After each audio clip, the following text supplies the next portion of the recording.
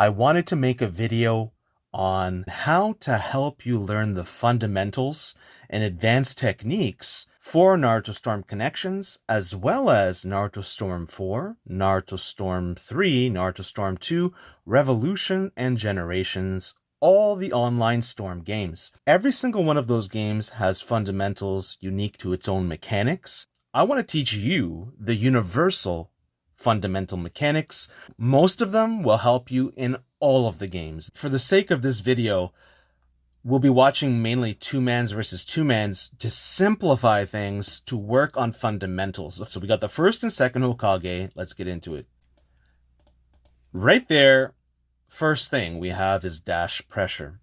Well, the very first thing is that I initiated the attack and I attacked. He responded with dash pressure.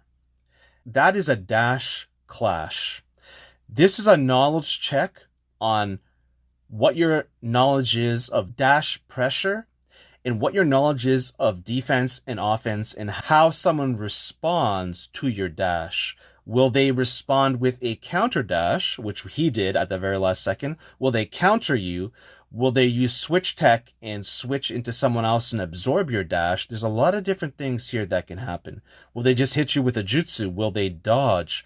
There's tons of things that you can do, and it's up to you to decide what you should do when. I mean, you could even grab a dash. I've grabbed dashes before. I've grabbed ultimate jutsus before. There's all sorts of things that you can do. It's not just one way or my way or the highway. You get to choose how you interact with the people in the world and in the video game. Another dash clash. So 2 in a row. Now I responded. The first one was me seeing what he was all about. And I wanted to test how good his defense was and what will he do on defense. Then I did it a second time immediately. And this time I said, okay, you dash clashed me twice in a row. So the third time, I'm going to use the Tobirama water jutsu and see what happens. I got value. All right. So that time he actually just defended my dash. Interesting. So here I was doing the Tobirama up combo where the water bullets come out. There's actually a handful of characters that have projectiles in certain parts of their combos. It's rare, but it's very useful. And I wanted to test and see, will this water bullet go through Tobi's Great Fan Fire or not? Once you become confident with the mechanics and the fundamentals, you should be testing for things all the time, because this is when you grow and this is when you actually get gains and get better. You should be testing for things, right? Now, it turns out that the water bullet didn't actually do anything. The jutsu trumped the water bullet. Good, now we know. Now we don't do that again because we've already learned this information. He punishes my ninja dash and he sees an opening and he goes in. Now that's really interesting. I tried to use some switch mechanic there. So he actually won this engagement, right? So I would call what just happened a meaningful engagement where multiple things happened and then a result ends at the end.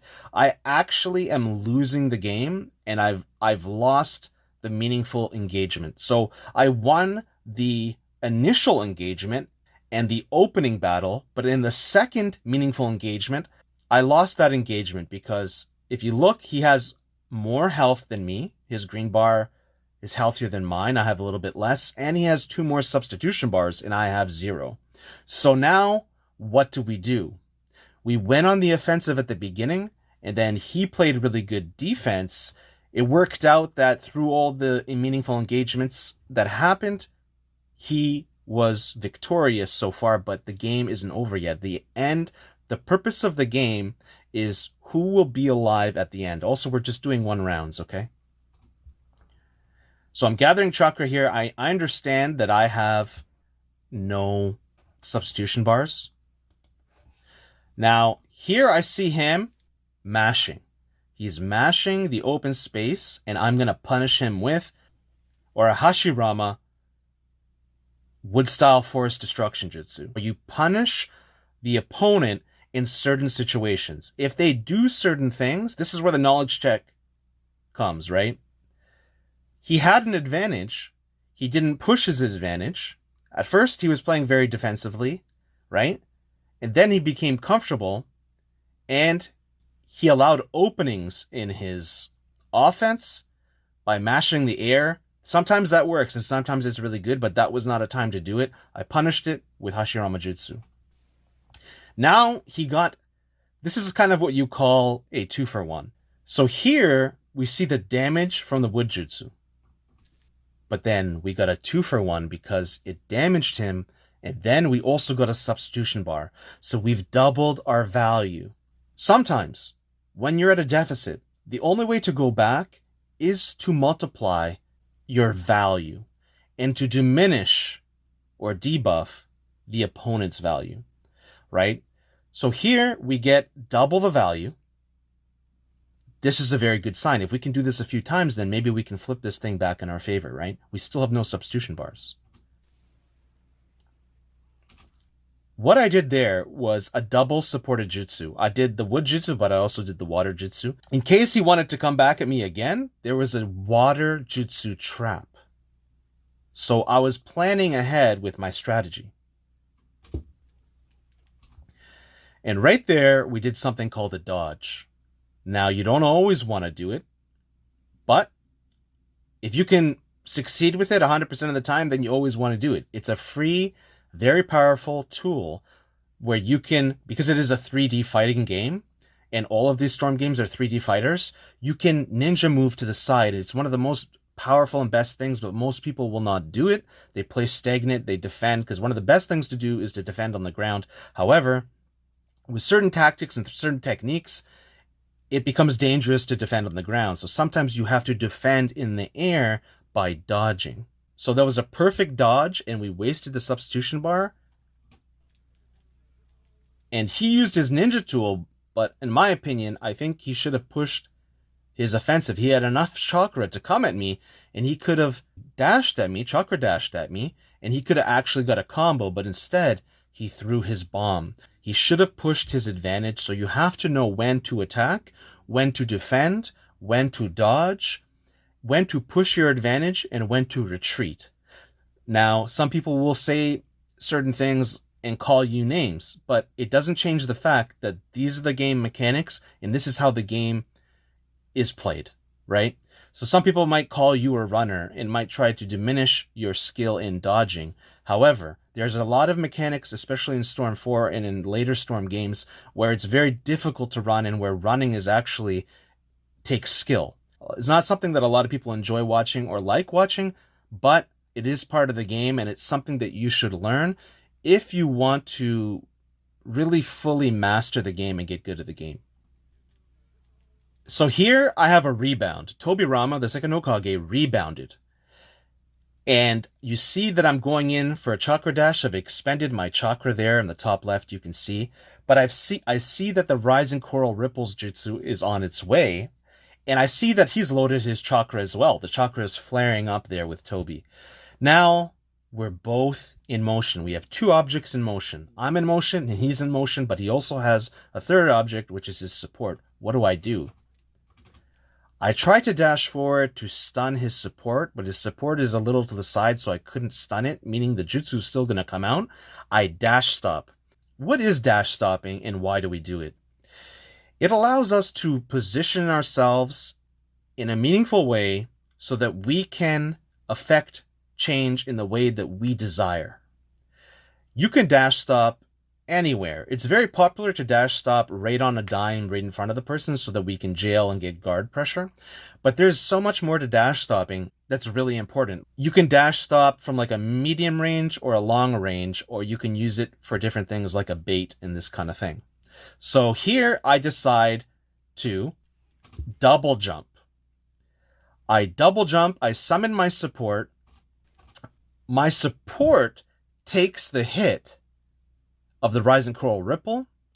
So what happened there is we used our support as a shield to absorb the damage, because the point of the game is to not get hit.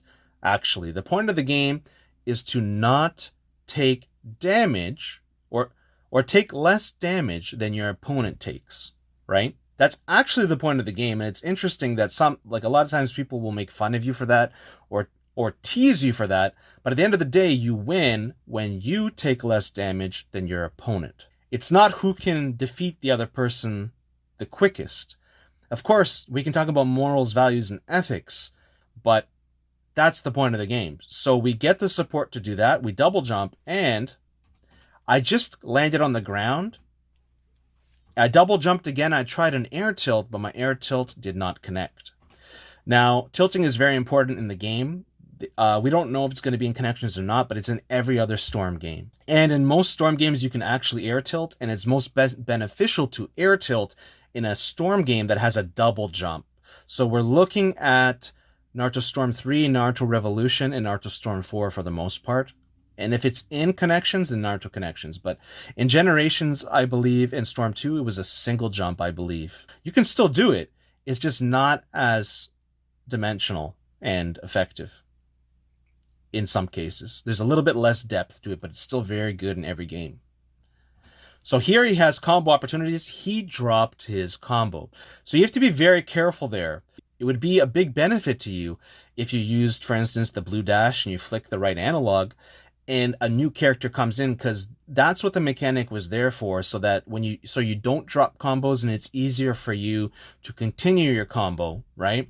A new character comes in and then you can keep going instead of dropping it, because as you see here, we've played so much that neither one of us has really had a chance to actually even to combo each other. So a lot of the game is played in the neutral or mid-range. So the neutral, it says here, is the stage of a fight where neither player is blocking or getting hit by anything, and you are trying to figure out the best way to start or continue your gameplay.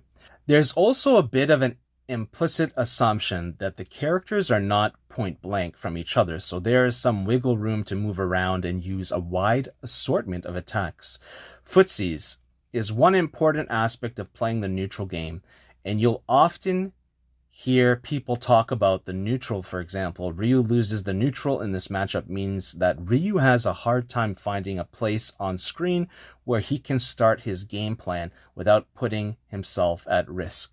Another common use of neutral is just any time your character is not blocking, being hit, or knocked down. Of course, there's fighting game terms that apply to all fighting games, but I would say things are a little bit different in Naruto. Like, it says specifically that you cannot be blocking in neutral.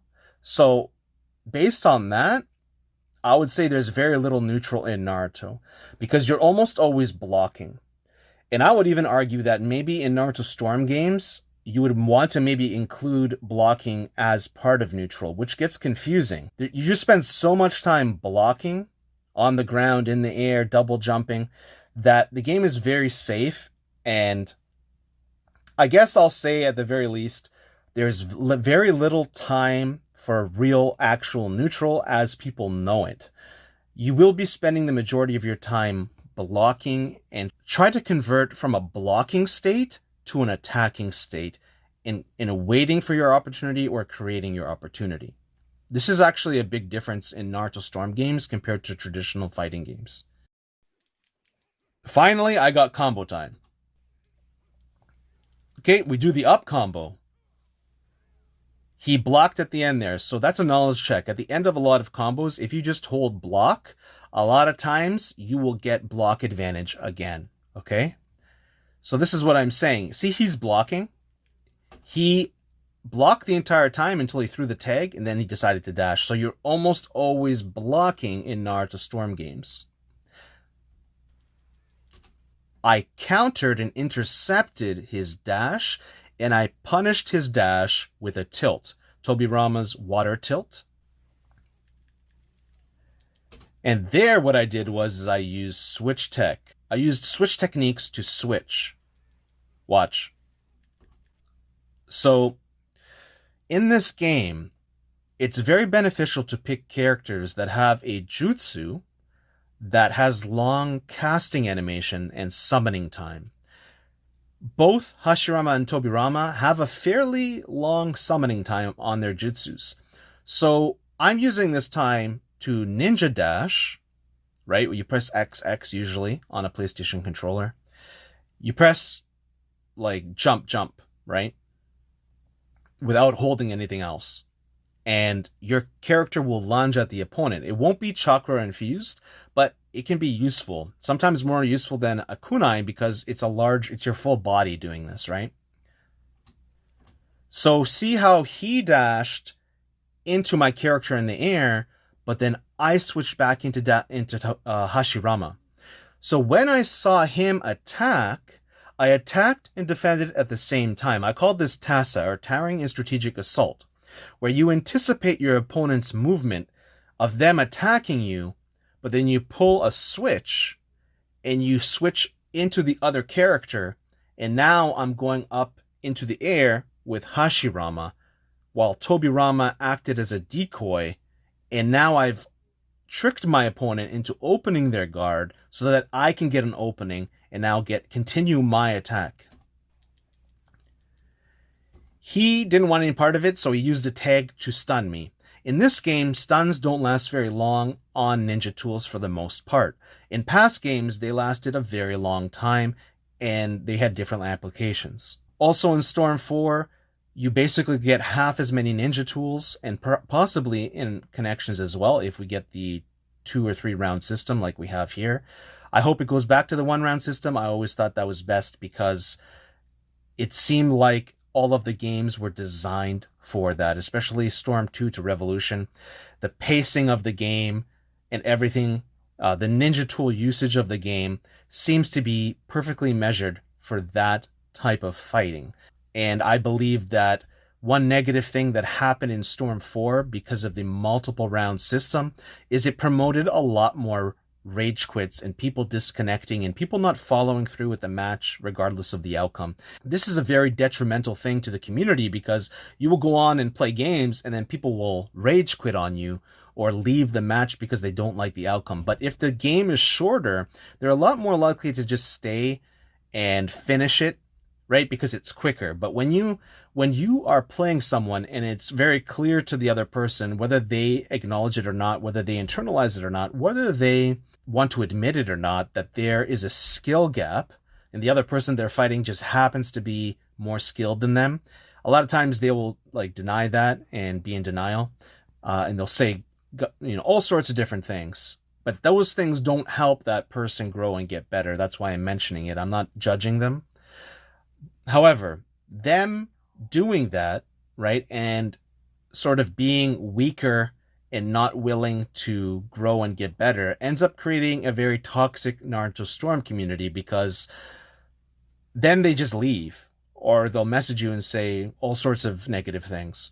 And in the end of the day, there's a very low success rate on matches following through. It ends up ruining your experience. People tend not to respect other people's time or them as people in general when they're playing the game. They just tend to focus more on their own experience.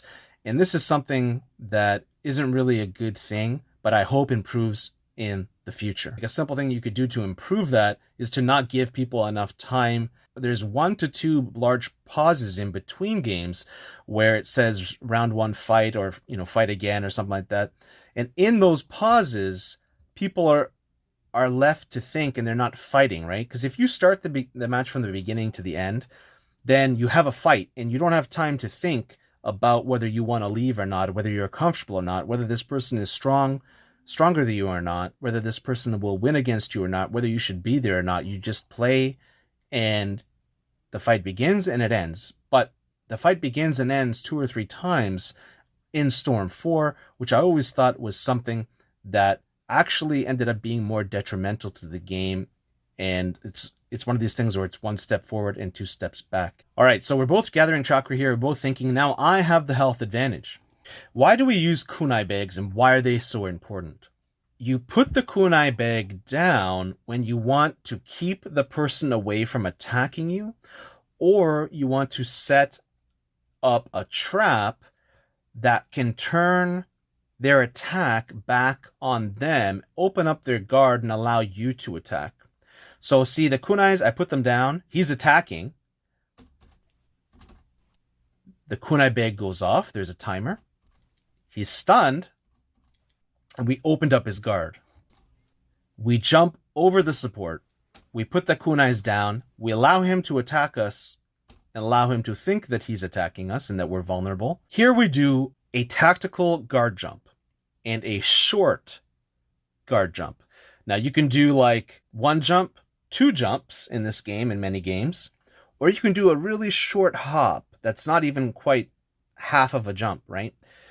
And you defend and you turtle, and we combine that with the ninja tool hitting that opens up and stuns him for a small period of time. It's a very small stun we have to capitalize off, and we actually, see, he's stunned, and our hitbox matches his hurt box, meaning we were succeeding, and we succeeded in opening up his guard, but we had to do all that planning just to do it. Of course, at a beginner level and an amateur level and an average level and above average level, you can kind of just get away with whatever. As you progress, the game gets more and more difficult. You need to do these kind of things to open up your guard. And if you look, it happened that the damage created an armor break, which also tends to, I believe, open up your guard, and it changes the damage effects, meaning once you armor break someone,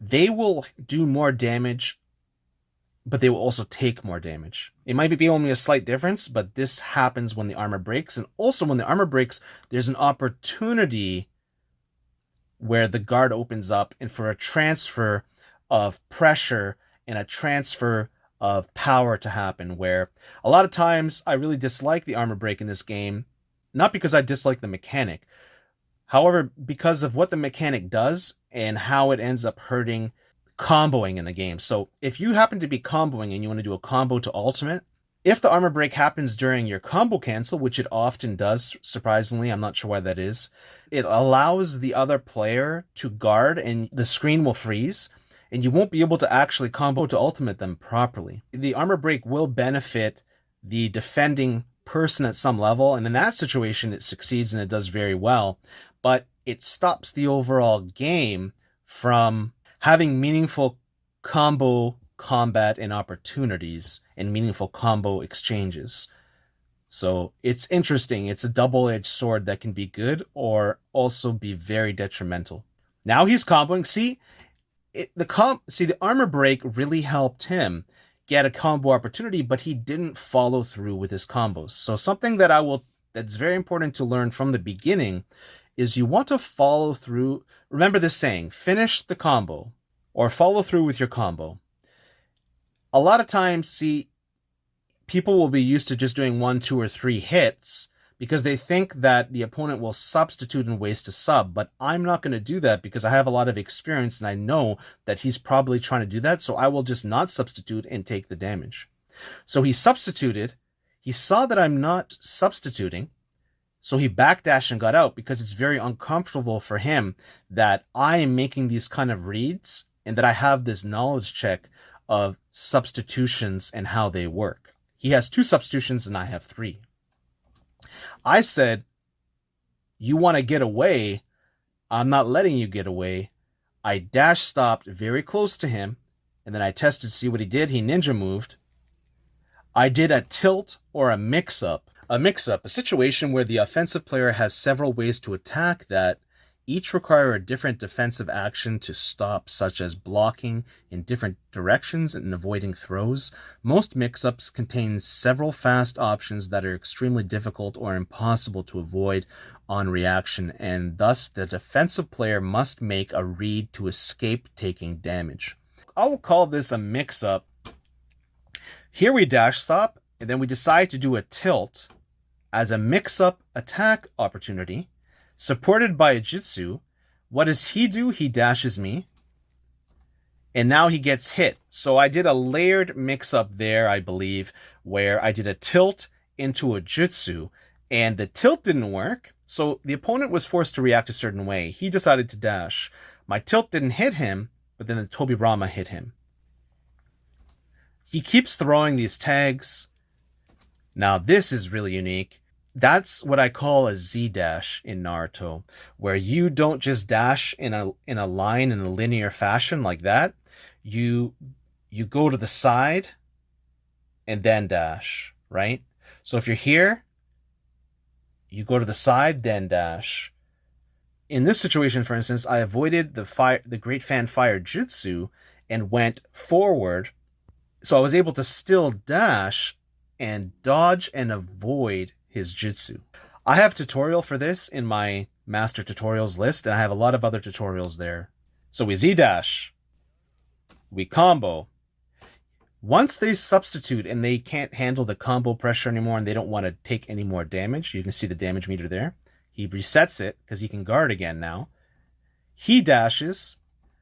I jump block. I absorb the dash. And then I continue comboing on the ground. This is the standard counterattack and counter offense to someone's offense. That you have to master that. It's really the core. And then from there, there's a lot of other options that happen. This is a second option that you can do. Instead of jump blocking and counterattacking with the attack button, you can parry. So you don't just counter them. You can counter them and they can reset, but you want to continue this damage. You want to continue this meaningful interaction. So you parry. The way that you parry is by countering and switching at the same time. And that way it freezes the frames. It freezes their dash or hit or anything in place for the most part. And then you can switch and continue attacking with your other character. So you can jump block, and now you can parry. See, we finally had a meaningful exchange where the opponent's defense broke down, and we were able to get a lot of their health bar off. So a lot of Storm games is this dance of who can open up who first, whose defense will crumble first, and whose offense will succeed first. Again, he's trying to attack me. He did one hit, and then he didn't really follow through. He didn't have the confidence. And he keeps trying the same method where he thinks I'm going to waste subs, but I'm not. But now he's in trouble because he wasn't able to convert. He had a hit confirmed. He opened up my offense here, you can see, right? And then he just stops attacking by double jumping. So you have to be very careful that this is also technically a combo cancel. One way you can combo cancel is by jumping and holding block. And then he decides to chakra dash me afterwards, and I just block and I absorb it.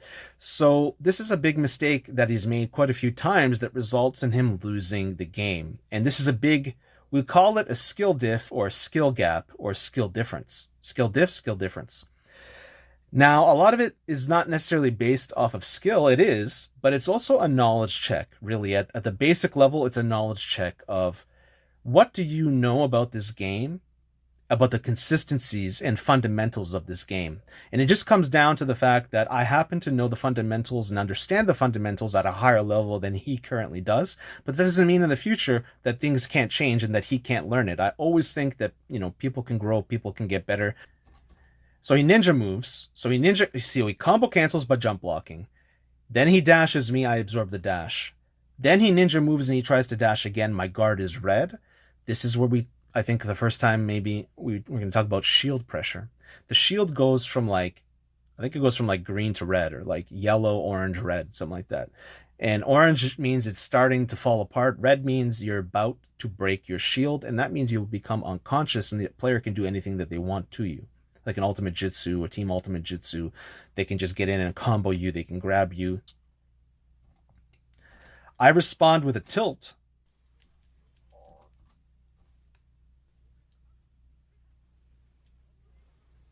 Okay, we wasted his support there. Finally, he gets combo pressure. I substitute. He gets 2 combo opportunities. I push him away. I put kunai bags down. We switch there. That's a bit of a glitch that isn't always that useful. I would kind of just ignore that. It happens sometimes. You can use it as a bait. There are some practical applications, but it's not that practical overall. Nice. So I believe that this is perhaps an air reset, or we'll just say in Storm, right? Here it is, air combo. It knocks us down. You see my Tobirama flipping? It's because he's rebounding. The game actually teaches you this and how to rebound. And now I continue my dash right away. I try to catch him on landing frames, because if I can rebound fast enough and get to him because he's in the air, I can punish his landing frames. See, he's falling? Landing frames. He could have countered here, but maybe he tried and maybe it just didn't work or it wasn't fast enough. Because once your character hits their character, right? Once your character hits their character, and once you're on guard, there's so many things that you can't do anymore. And the game changes.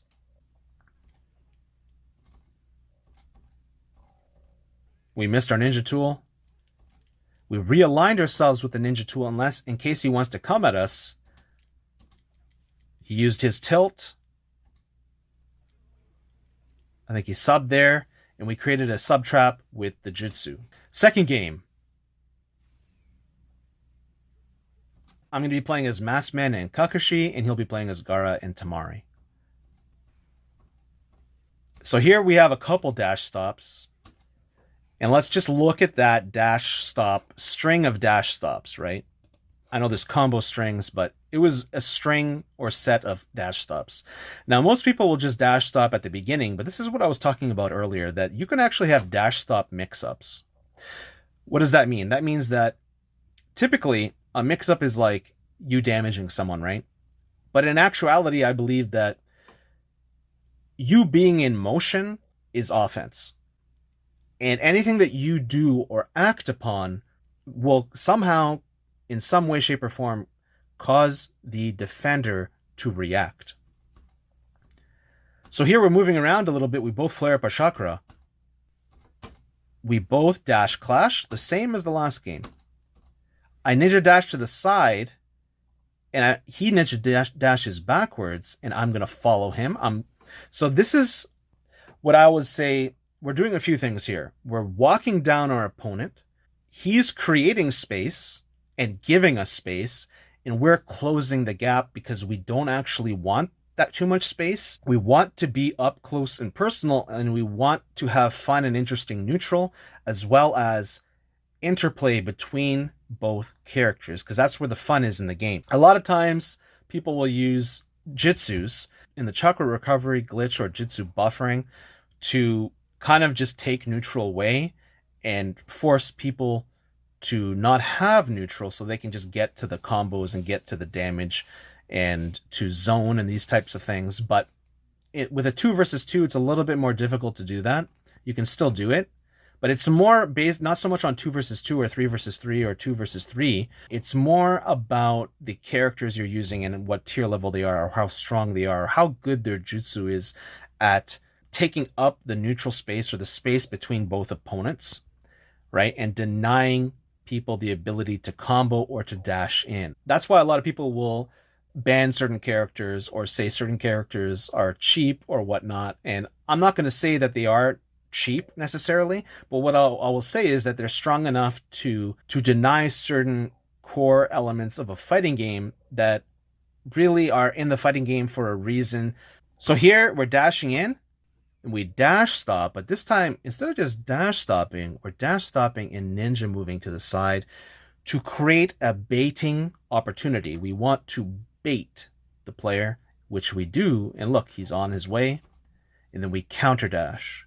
So we dash stop, we chased, we dash stopped, and then we jump to the side to kind of like, to get him to bite. He bites, and then we stop again after the ninja movement and counter dash. This is a layered dash with the intention of baiting our opponent to attack us, which he did. So this is part of towering and strategic assault. You're defending and attacking at the same time, and you move and act in a way in which the opponent will be enticed to want to engage with you instead of just defending and not engaging in the fight. We want them to engage in the fight so we can have meaningful exchanges. There it is. Boom. As soon as we touch that ground, we preload our chakra. So very important, you can preload or buffer your chakra. Or, by buffering the chakra input, you can preload it. He's vulnerable because he's in motion, and we counter dash. We didn't do it perfectly, so he was able to guard in time. So we have a dash and combo supported jutsu, or we support our comboing on our block string in our guard pressure with the Kakashi, Lightning Blade, or Chidori. The reason for that, why that works, is because it's ground based and we're all on the ground, so he can't jump over it. I've already locked up his guard. Let's see if I did that or not. Yes, right there, the up hand, right? He goes like this. The upwards palm, right? Masked Man is so cool, right? We locked him in there whenever, even though it's a nice, healthy blue/green guard, it's like aquamarine or something, he's now locked in and he cannot do anything with his main character. And boom, right away the transfer happens. We timed our supports perfectly so the Chidori can now, look, hit that guard. That Chidori just kept hitting that guard, right? And now we took this time to do some comboing, but as you can see here, that's what we got out of it.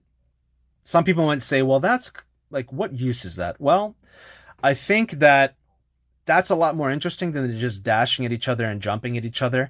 At least we're trying something to get some guard pressure to, like when you pressure someone, right, and you push on someone or you press down on someone, there's going to be a reaction. They're going to react differently than if you just don't do anything. That, if anything, is the value, that we do a mix-up, right? This is a mix-up opportunity. You never really even saw this in the last game. This is a whole different way to attack and to do things. And then I kept comboing, and while that guard pressure was happening and that block string was happening, and he's forced to take that, right? Even though there was no damage, there's a psychological effect going on here where he does not want to be in a situation where he's pinned down and he can't act. It's very uncomfortable, and it will change how he plays the game.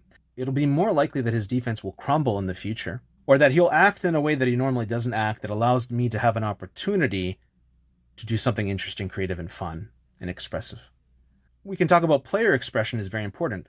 I would love for all players to have some level of player expression that's unique to them, something that they do that's unique about them, that's interesting and fun, that they do, that they enjoy doing. So we switched into Kakashi. You can see there from the player 1 on his head. That's the character that's in control, right? Our guard is red. I tried to do an air combo trap, and I failed twice. Part of the reason why is, even though this Storm 2/Storm 3 Kakashi is really, really good, I'm using Storm 2 Kakashi. The difference is that Storm 3 Kakashi has the lightning cables, or whatever they're called, in the awakening actions, and mine does not. But aside from that, it's pretty much the same Kakashi, or Kakashi.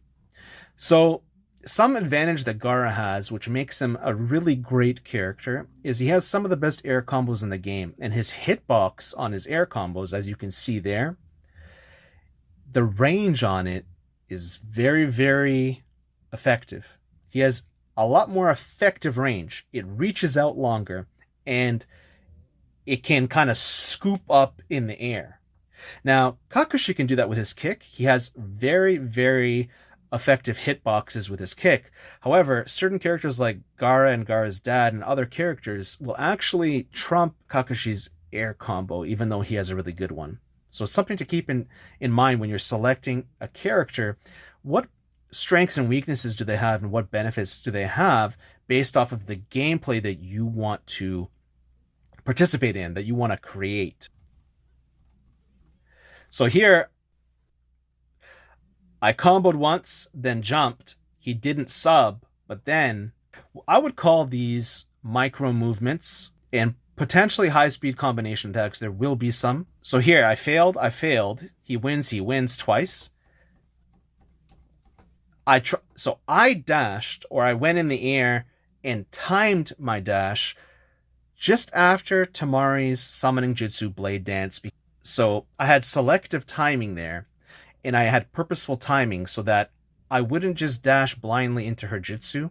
I'm watching him, but I'm also watching Tamari so that I don't get hit by the jutsu. I do one punch, I jump.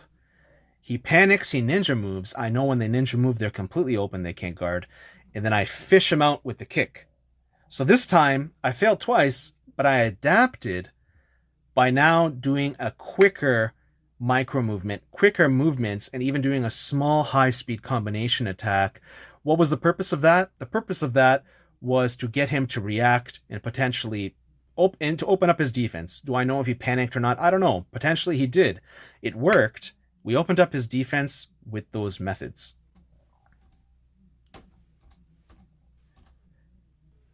So he did pretty good there, but with my knowledge check, I ninja dashed to the side, and I avoided that grab because that grab was avoidable, so I avoided it. I jumped to the side. So here we're using the chains. Here, I immediately lift him up into the air with an air combo. So I punish him because he's mashing again.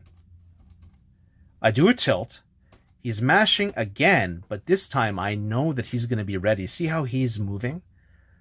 I already positioned myself. I walked forward. So this is also part of walking them down. Usually walking them down is like when there's a big space between you, but you can still use walk tech. I know it sounds ridiculous, but there's walk tech in the game.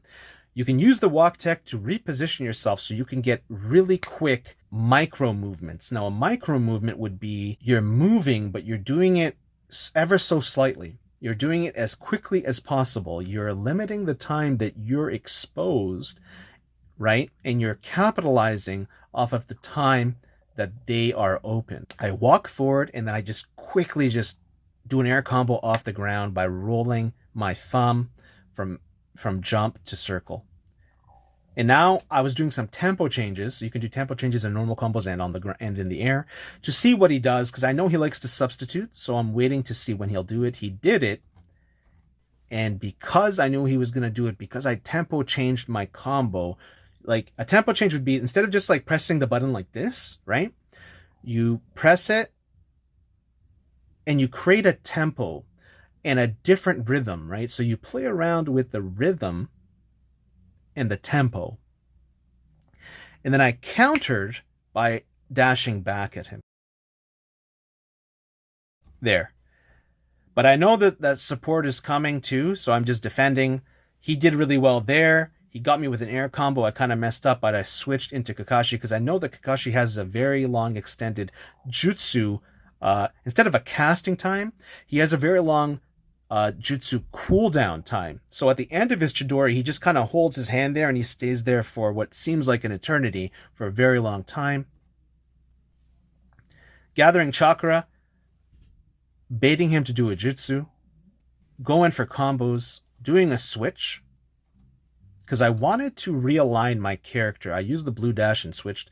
I wanted to realign my character so that I can get the nice combo opportunities that Masked Man has. Now, what I just did there, now Kakashi doesn't really have much of that. If he does, it's risky.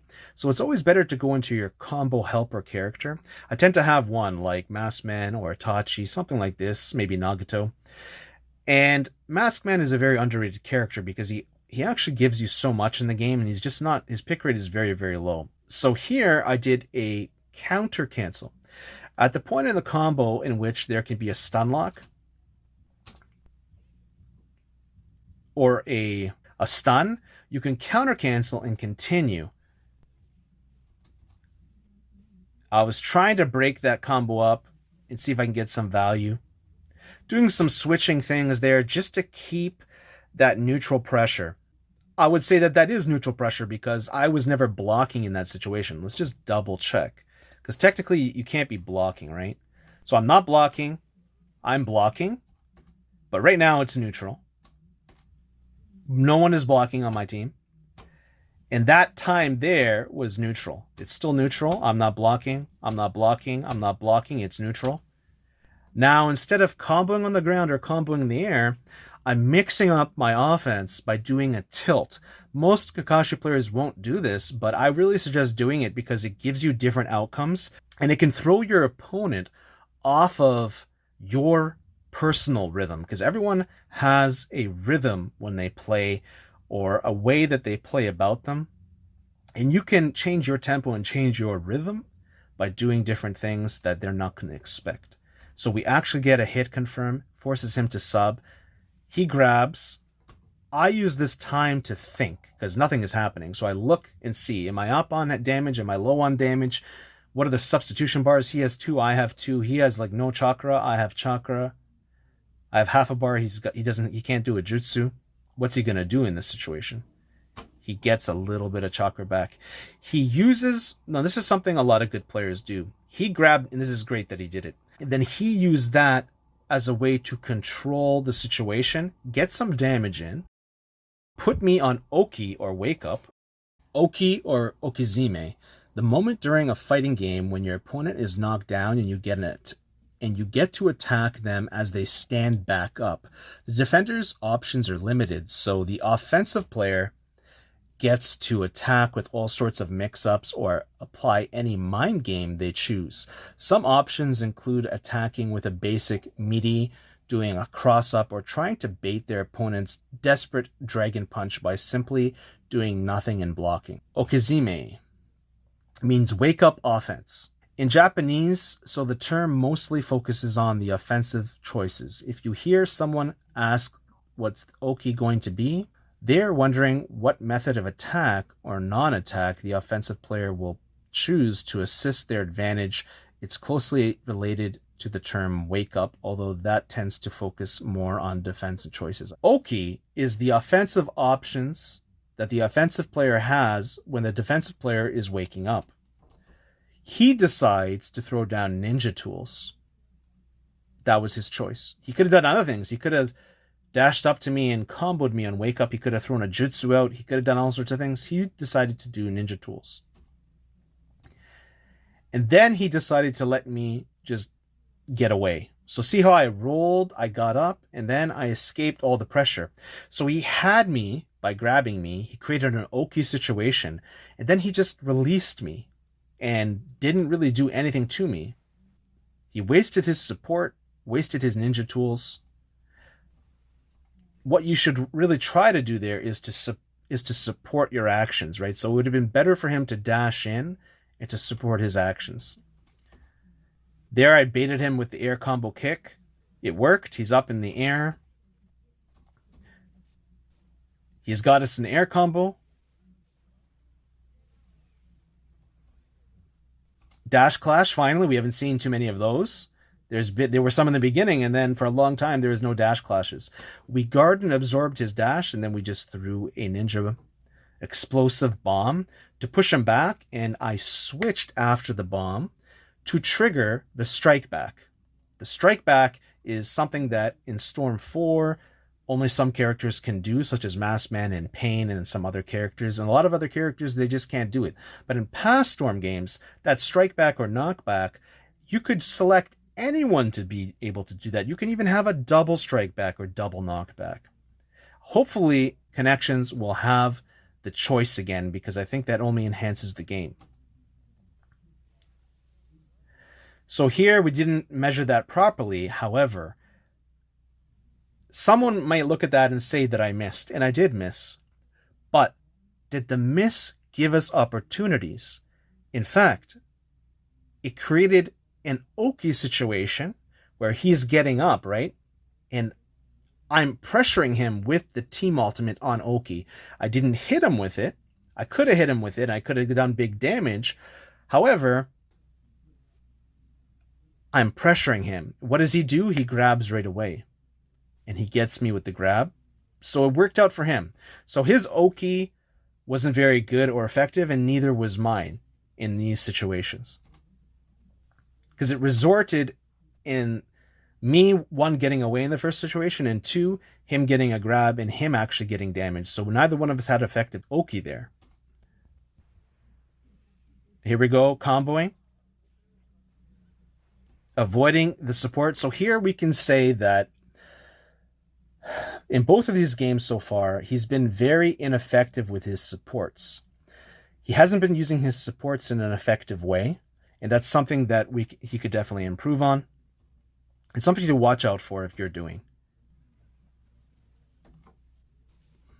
The effective range of Maskman's Heaven and Earth explosion burial is almost so far, and I was actually just far enough that it didn't attack him, and that's something that if I choose to play this character, if I choose to main this character, I should know that it's not as long range as I think, and that I need to be a little bit closer so that I can at least get guard pressure or chip damage or something, a pop-up, because that's what that jutsu does.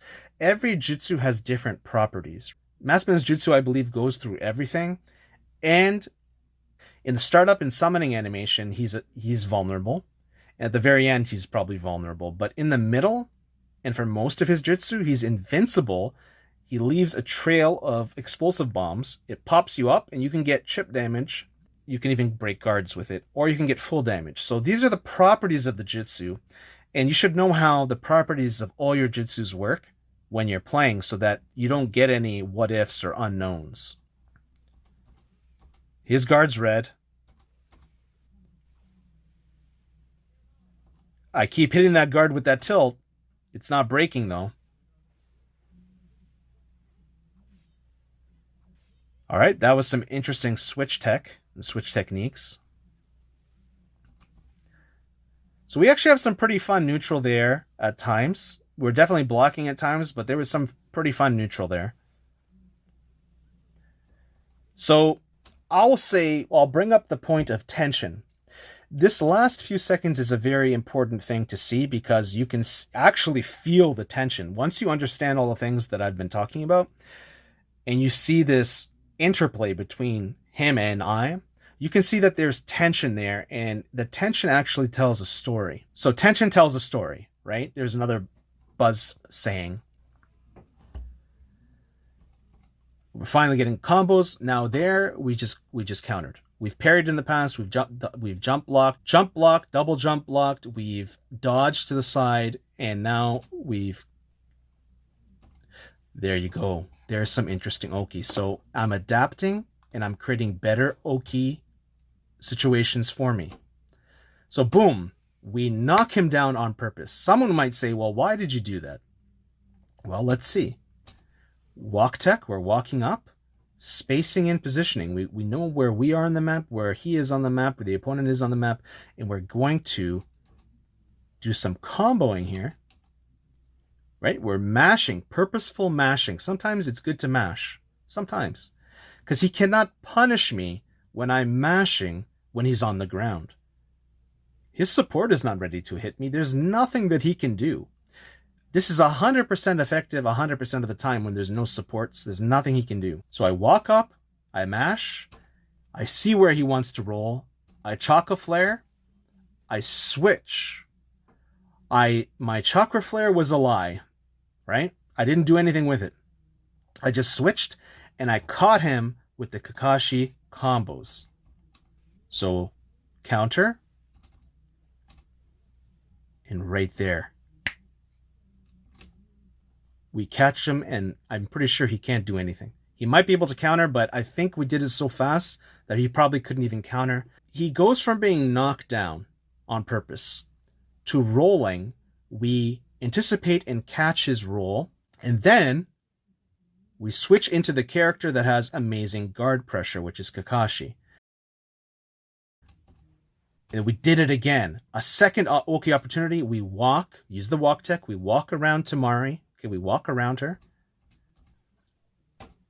This time, we use Kakashi's Chidori on Oki, so that when he wakes up, he can't escape. The Heaven and Earth Burial, see how it does the chip damage there? I believe we got double chip damage. Let's check.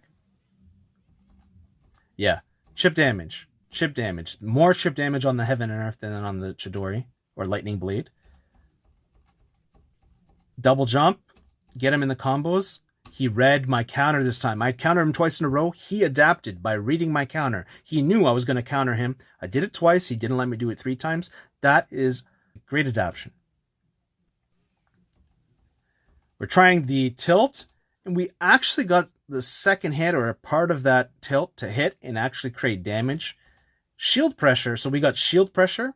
We got why you should tilt sometimes, right? Here it is. There. By tilting, we have different hitboxes. So we can manipulate that and do different things. It doesn't seem like it's different, but it actually is different because the hitbox on everything that the character does will give you a different tool to work with.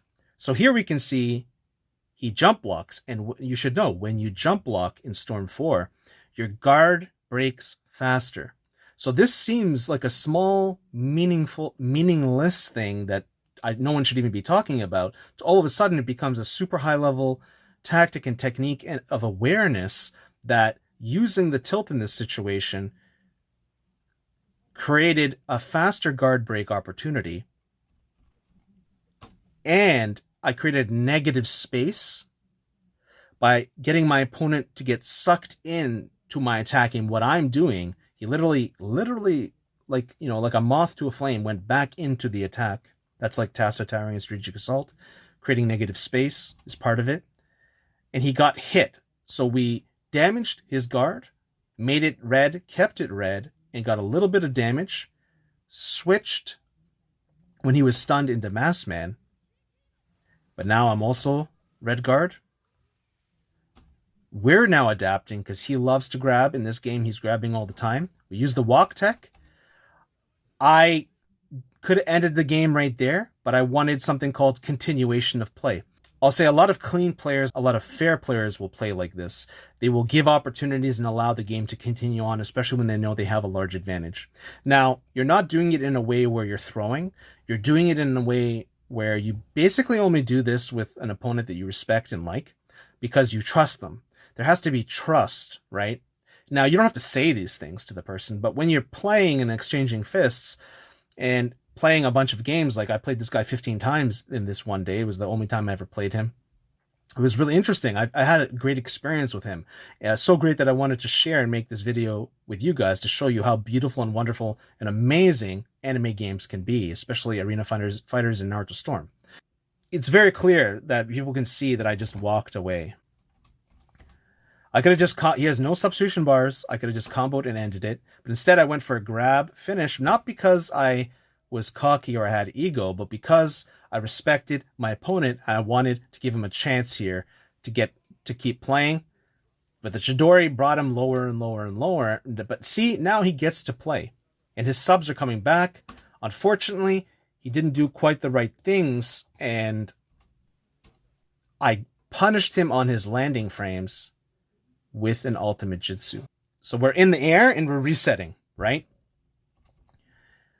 I do my ultimate jutsu, punish him on landing frames, and that's the end. He allowed for it to be hit. He could have substituted it, but it was a good way to finish the round or the fight.